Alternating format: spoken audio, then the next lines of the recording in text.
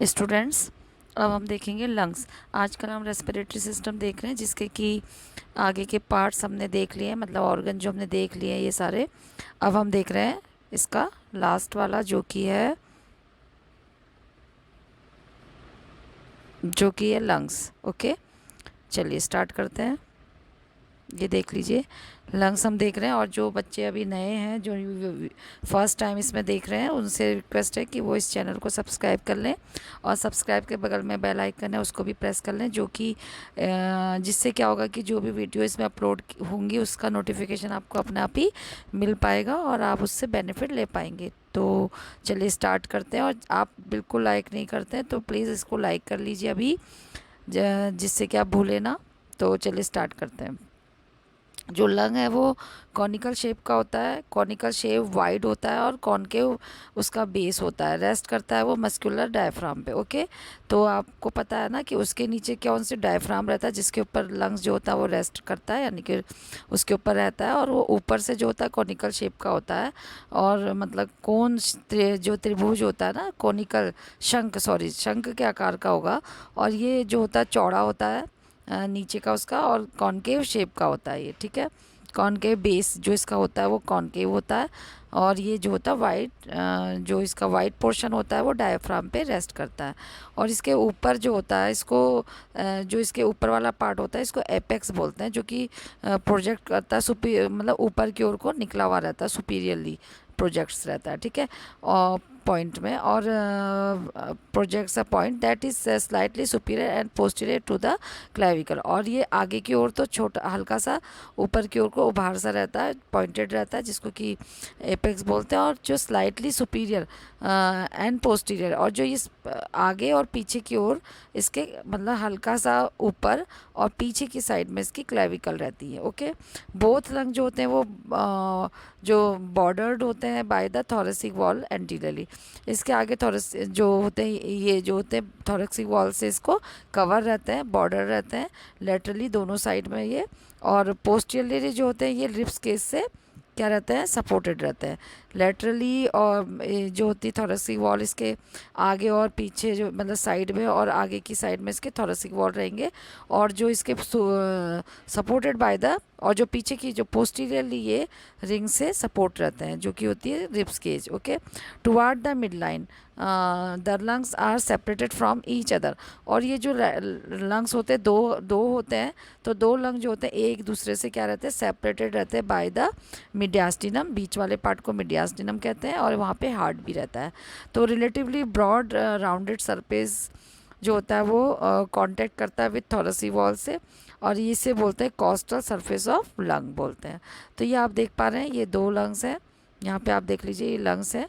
ठीक है, ये लेफ्ट है और ये राइट है। ठीक है, जो ये जो डायफ्राम है, यहाँ पे आप देख पा रहे हैं डोम शेप का है नीचे। तो ये जो डायफ्राम है यहाँ पे, जिसको आप देख पा रहे होंगे, तो उसके ऊपर ये रेस्ट करता है, उसके ऊपर ये रहता है। और इधर जो होती है पीछे इसकी क्या रहती है, साइड में इसके यहाँ पे ये पूरा रिब केज रहती है, उसके अंदर ये रहता है। ठीक है, इस तरीके से ये कवर रहता है। और पीछे की ओर इसका क्या रहती है, वो supported by the rib cage रहता है पीछे की ओर, साइड में थोरेसिक वॉल रहती है। ठीक है, चलिए अब हम देखते हैं लेफ्ट लंग। लेफ्ट लंग दो लोब पे डिवाइड रहता है, ऑब्लिक फिशर होता है इसमें, बाई ऑब्लिक ऐसे करके जो रहता है, ऑब्लिक फिशर के द्वारा ये, जैसे आप यहाँ पे देख पा रहे होंगे ये।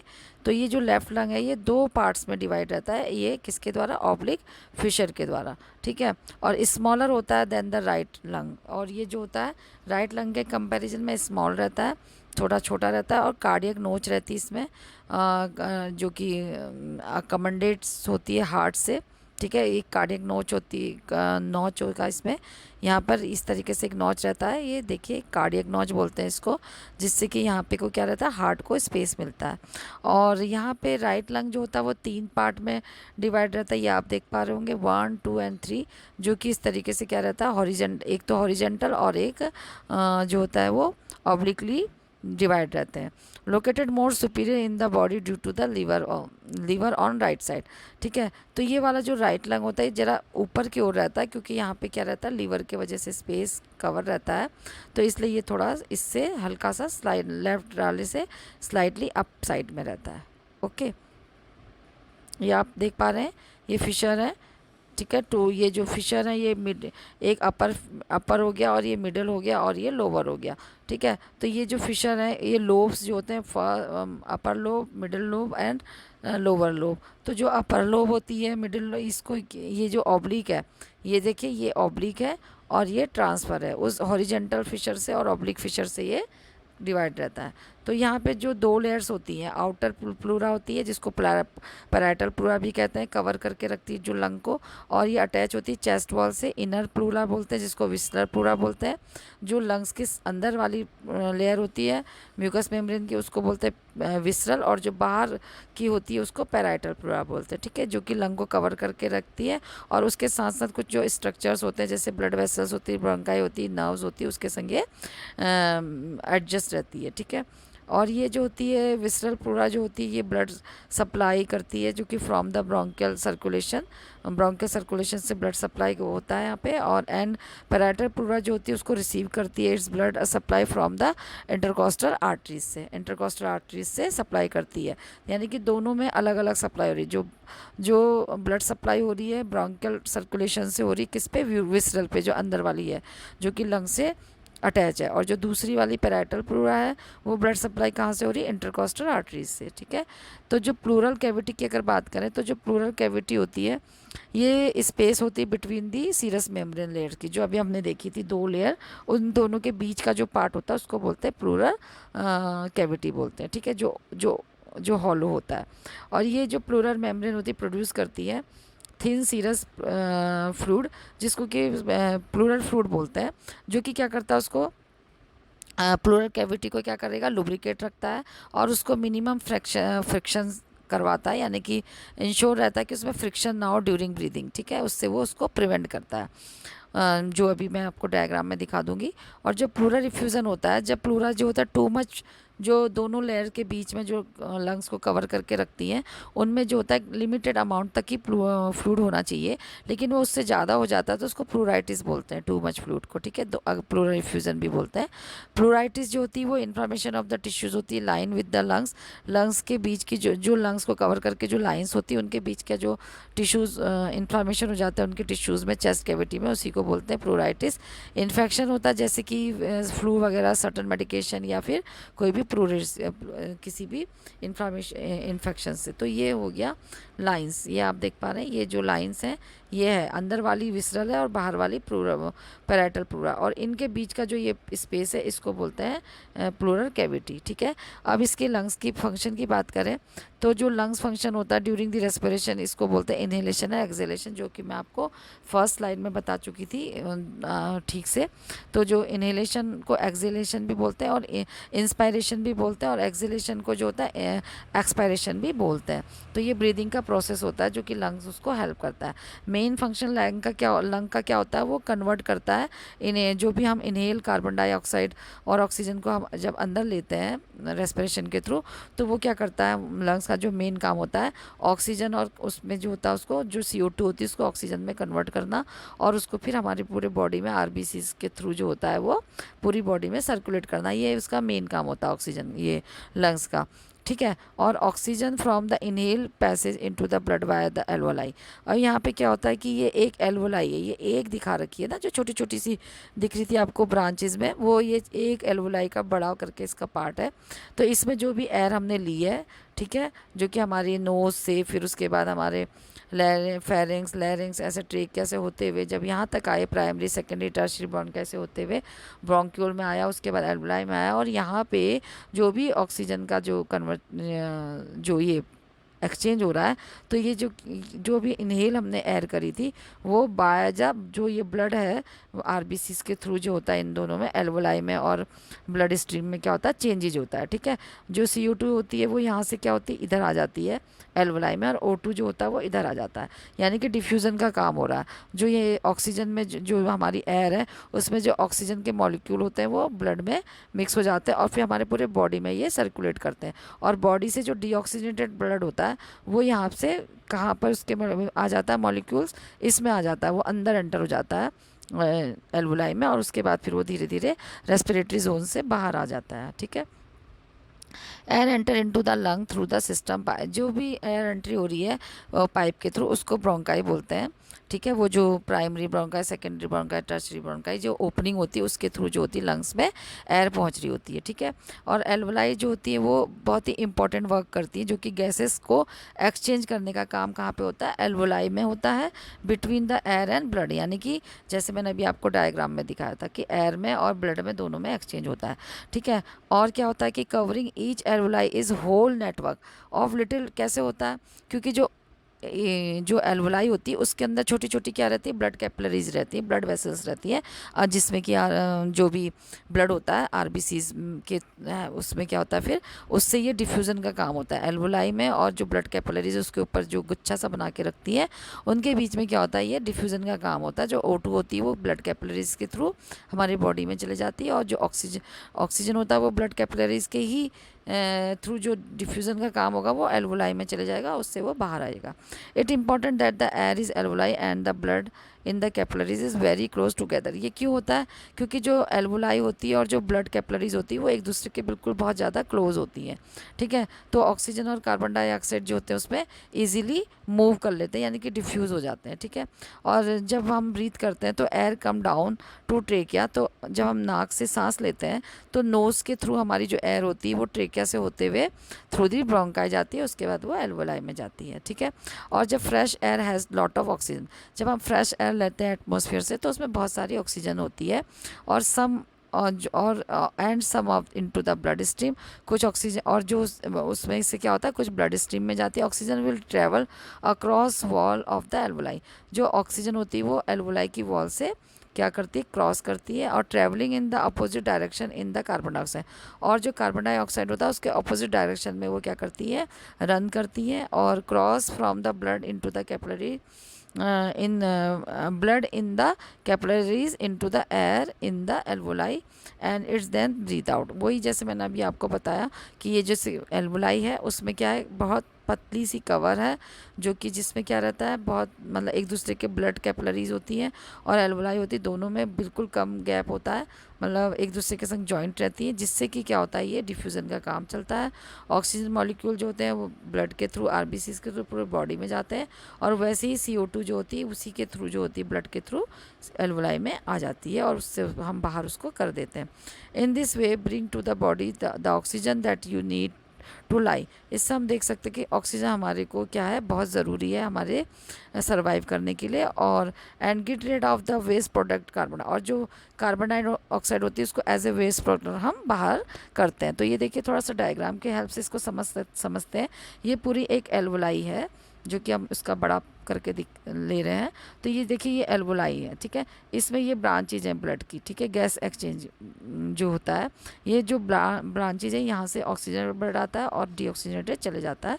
तो यहाँ पर आप बड़ा करके देख सकते हैं इसको, ये एक एल्वोलाई ली है आपने, उसमें से ये जो है ये ब्लड कैपिलरीज है जो कि इसके ऊपर नेटवर्क बना के रखती हैं, एल्वोलाई को कवर करके रखती है। ये इन ब्लड कैपिलरीज में जो ऑक्सीजन के मॉलिक्यूल है वो आपस में ऐसे करके डिफ्यूज़ हो जाते हैं, क्योंकि बिल्कुल इनमें जगह नहीं है, नियर है, एक दूसरे के साथ होते हैं एल्वोलाई और ब्लड कैपिलरीज। और जो डीऑक्सीनेटेड ब्लड था वो पूरे बॉडी से होते हुए ब्लड वेन के थ्रू, जो भी कैपिलरीज होती है टाइनी होती है, बहुत ज़्यादा टीनी ब्लड पतली वाली जो होती है, उसके थ्रू फिर ये जो एल्वोलाई में पहुंच जाता है डीऑक्सीनेटेड ब्लड। तो इस तरीके से ये चेंज होता रहता है यहाँ पे। ठीक है, अब ये देख लीजिए यहाँ पर, ये आप और अच्छे से देख लीजिए, ये है एल्वोलाई जो उसका बंच है, और इसके ऊपर इस तरीके से ये नेटवर्क बना के रखती है। ठीक है, तो ये जो आर्टरी है फ्रॉम आर्टरी, ये ब्रोंकियल स्मॉल आर्टरीज हैं जो कि यहाँ पे क्या कर रही हैं, ब्लड लेके आ रही हैं, ये एल्वोलाई पे से ये बाहर वापस कर रही हैं, एल्वाई से एयर सैक है।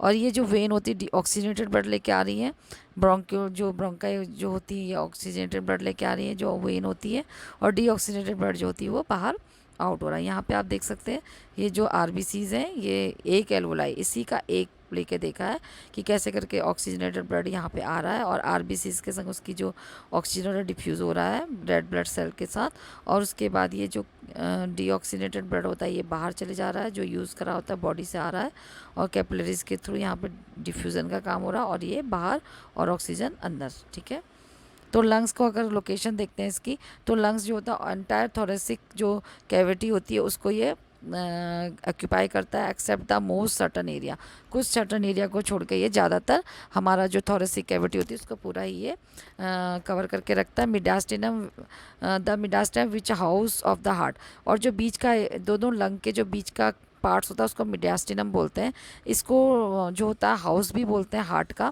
और इसमें ग्रेट ब्लड वेसल्स का, हार्ट का और इसोफिगस का, इन अदर ऑर्गन का भी इसको हाउस बोलते हैं। और ये एपेक्स इसका जो होता है वो नैरो होता है, पतला होता है इन कंपैरिजन टू बेस, और ये जो होता है ऊपर का पार्ट होता है और पतला होता है एपेक्स का, ईच लंग दोनों लंग का, और जो just deep in the clavicle, और जो क्लेविकल के डीप रहता है, और जो बेस होता है इसका वो ब्रॉड होता है, चौड़ा होता है, जो कि रेस्ट करता है डायफ्राम पे, जैसे मैंने आपको उसमें दिखाया था अभी डायग्राम में। और इसको लंग को डिवाइड करना, ईच लंग जो होते हैं वो डिवाइड होते हैं लोब्स से, जो लंग्स के जो लोब्स होते हैं वो फिशर के हेल्प से डिवाइड होते हैं। लेफ्ट लंग में 2 लोब्स होते हैं, राइट लंग में 3 लोब्स होते हैं। प्लूरा की अगर बात करें तो जो surface of each lung covered with a visceral serosa, जो ईच जो लंग होता है उसको कौन सी विसरल सिरोसा यानी कि जो प्लूरल जो विसरल प्लूरा है वो उसको कवर करके रखती है, जिसको कि पल्मोनरी और विसरल प्लूरा भी बोलते हैं। और ये जो होती वॉल होती जो lung cavity are line by the parietal pleura, जो पूरी जो लंग की जो कैविटी होती है लंग को जो कवर करके रखती है उसको पैराइटल प्लूरा कहते हैं। अंदर वाली विसरल प्लूरा हो गई और उसके बाहर वाली पैराइटल प्लूरा, उसको जो पूरे लंग को कवर करके रखती है। और जो प्लूरल फ्लूइड किसको बोलते हैं, जो प्लूरल मेम्ब्रेन यानी कि दोनों मेम्ब्रेन के बीच में जो लंग को कवर कर रहे हैं उनके बीच में जो फ्लूइड प्रोड्यूस किया जा रहा है प्लूरा के द्वारा, तो वो क्या करता है वो काफ़ी स्लिपरी होता है और सीरस सिक्रेशन उसको सिक्रेट करती है वहाँ पे कोवेस्ट्रल प्लूरा, तो वो जो होता है लंग को क्या करता है ग्लाइड करने में हेल्प करता है, यानी कि ऊपर नीचे जब हम ब्रीथ करते हैं तो ग्लाइड होती है वो, तो वहाँ पे फ्रिक्शन नहीं हो पाएगा, तो उसको इंजरी से प्रिवेंट करता है। ठीक है, और thoracic wall during breathing movement cause to pleural layers to sling together, एक दूसरे से वो स्लिंग होती है जिस समय हम ब्रीथ करते हैं। चलो ये देखिए इसका डायग्राम के हेल्प से, येलो वाला लिप्स हो गया, पिंक वाला जो हो गया वो क्या हो गया inner most intercostal mucus proper हो गया, यानी कि ये मसल्स हो गई, और उसके बाद जो हो गया ये पैराइटल प्लूरा हो गई और पर्पल वाली, और वाइट वाली जो होती है कैविटी हो गई, यानी कि दोनों प्लूरा है पर्पल और ये ब्राउन वाली को विस्टरल प्लूरा बोलेंगे और बाहर वाली को पैराइटल प्लूरा बोलेंगे। ठीक है, और ये इसके बीच वाला जो होता है ये कैविटी होती है, और ये जो राउंड अंगूर के गुच्छे की तरह दिखता है ये एल्वोलाई होती है। ठीक है, तो यहाँ पे भी आप देख लीजिए ये दोनों लेयर्स दिख पा रही है, अंदर जो लंग्स के अंदर है ये लंग्स के से सटी हुई है, ये हो गई विस्टरल प्लूरा, और जो बाहर है वो हो गई पैराइटल प्लूरा, और जो बीच का पार्ट है उसको बोलते हैं प्लूरल कैविटी। ठीक है, जिसमें कि हर समय क्या रहता है फ्लूइड फिल रहता है। ओके, प्लूरल स्पेस क्या होता है, ये थिन स्पेस होता है, और इसमें जैसे मैंने अभी आपको दिखाया दोनों लेयर के बीच में, तो ये जो होता है इसमें फ्लूइड फिल रहता है, जो कि क्या रहता है 2 पल्मोनरी प्लूरा के बीच में इसको बोलते हैं फ्लूइड रहता है, जिसको कि विसरल एंड पैराइटल प्लूरा के बीच में जो फ्लूइड रहता है इसको बोलते हैं, जिससे कि ये क्या रहता है फ्लूइड फिल रहता है, जो कि इसको लुब्रिकेट करता है और हमेशा कोलेप्स होने से बचाता है। और जो ब्रोंक्यूल्स होते हैं ये स्मॉलेस्ट होते हैं, कंडक्ट, और ये क्या करते हैं एयर को कंडक्ट करते हैं, और ये जो होते हैं इसको ब्रोंक्यूल तक पहुँचाते हैं, तो ये स्मॉलेस्ट होते हैं, और smallest of the conducting passage way are the bronchioles. ये ब्रोंक्यूल्स कौन से होते हैं, ये भी एक पैसेज वे होते हैं जो कि लास्ट में होते हैं एल्वोलाई से पहले, तो यही इसी को ब्रोंक्यूल बोलते हैं, जो कि कंडक्ट करते हैं ये एयर को। और एल्वलाई कौन होगी, जो टर्मिनल ब्रोंक्यूल्स होते हैं लीड टू रेस्पिरेटरी जोन। इसको रेस्पिरेटरी जोन भी बोलेंगे इनको, क्योंकि यहाँ पे रेस्पिरेशन का चेंजेज होता है और मतलब गैस एक्सचेंजेज होते हैं। और even smaller conducts that the eventually terminal in alveoli और एयर सैक। और जो होता है ये जो एल्वोलाई होती है, इसको टर्मिनल एल्वोलाई और एयर सैक भी बोलते हैं। यहाँ पर ये गैस एक्सचेंज का काम होता है। रेस्पिरेटरी जोन कहलाता है वैसे ये। इस रेस्पिरेटरी जोन में क्या होता है कि जो ब्रोंक्यूल्स होते हैं, एल्वोलर डक्ट्स होती हैं, एल्वोलर सैक होता है, एल्वोलाई होती है, ये सब इसमें मिक्स होती है और इनका काम होता है गैस को एक्सचेंज करना, यानी कि ऑक्सीजन को ब्लड तक पहुंचाना और ब्लड से CO2 को बाहर लाना, एयर तक पहुंचाना। और वहाँ से मॉलिक्यूल्स होते हैं जो, ठीक है, वो मॉलिक्यूल जो CO2 के होते हैं फिर उसको हम बाहर कर देते हैं कंडक्टिंग जोन के थ्रू। कंडक्टिंग जोन क्या होता है, conducting zone all the respiratory passage are conducting zone. पूरा रेस्पिरेटरी पैसेज ही कंडक्टिंग जोन होता है रेस्पिरेटरी का, जिसमें कि जो कि क्या कंडक्ट करता है फ्रॉम द रेस्पिरेटरी जोन में। यहाँ पे नोज, फेरिंक्स, लैरिंक्स, ट्रेकिया और ब्रोंकाई आ जाती है, ठीक है। और जो एल्वोलाई आर द, अब हम एल्वोलाई बाद में देखेंगे। तो ये हमने देख लिया अभी लंग्स, और अब हम देखेंगे एल्वोलाई, जो कि हम नेक्स्ट वीडियो में देखेंगे। और एल्वोलाई के साथ मैं आपको ये भी बता दूंगी, या मैं अलग वीडियो में बताऊंगी, जो वॉल्यूम है, लंग वॉल्यूम, लंग कैपेसिटी समझना बहुत ज़रूरी है। तो उसको हम फिर, या तो एल्वोलाई छोटा रहेगा तो उसमें बताऊंगी, अदरवाइज उसके लिए एक अलग वीडियो उसमें अपलोड कर दूंगी। तो चलिए, और जाते जाते लाइक भी करिए, कमेंट करिए और सब्सक्राइब करिए जो नए व्यूवर्स हैं। तो गुड बाय, टेक केयर।